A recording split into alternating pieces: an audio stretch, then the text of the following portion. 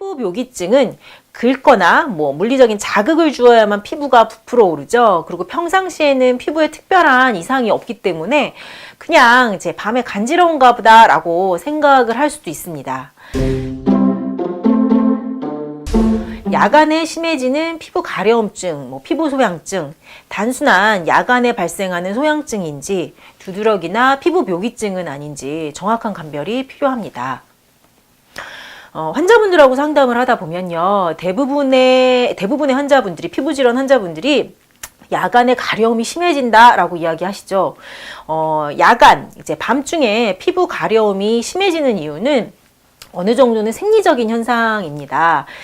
밤이 되면 피부로의 혈류순환이 증가해서 피부 온도가 높아질 수도 있고요.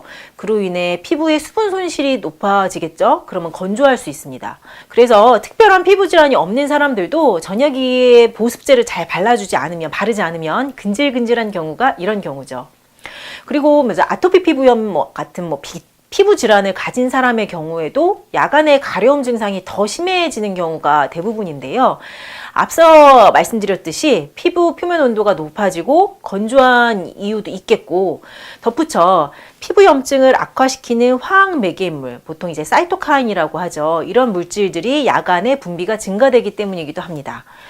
또 인체 내에서 부신피질 호르몬, 인체에서 분비되는 스테로이드죠. 이런 부신피질 호르몬이 야간에는 분비가 줄어들게 되는데, 생리적인 사이클상 이런 부신피질 호르몬은 피부의 염증을 자연스럽게 억제하는 기능이 있기 때문에 이제 분비가 줄어들면서 염증 반응이 조금 더 일어나게 돼서 피부염 환자분들이 야간에 염증이 심해지고 간지러움이 심해질 수도 있습니다. 그런데 간혹 피부묘기증 환자들이요, 야간에 간지러움이 심하고 긁으면 더 간지럽고 또 부풀어 오르는 증상을 경험하는데, 이를 그냥 단순한 야간 피부 소양증이다 라고 생각하는 경우가 종종 있습니다. 아토피 피부염, 기타 이런 피부염 환자분들은 피부 한부에 진물이 나거나 아니면 각질이나 인설이 있거나 이런 증상이 외관상 뚜렷하게 나타나기 때문에 감별이 비교적 쉬운데, 피부 묘기증은 긁거나 물리적인 자극을 주어야만 피부가 부풀어 오르죠. 그리고 평상시에는 피부에 특별한 이상이 없기 때문에 그냥 이제 밤에 간지러운가 보다라고 생각을 할 수도 있습니다. 그런데 단순 야간 소양증과 피부묘기증은 패턴이 다르죠.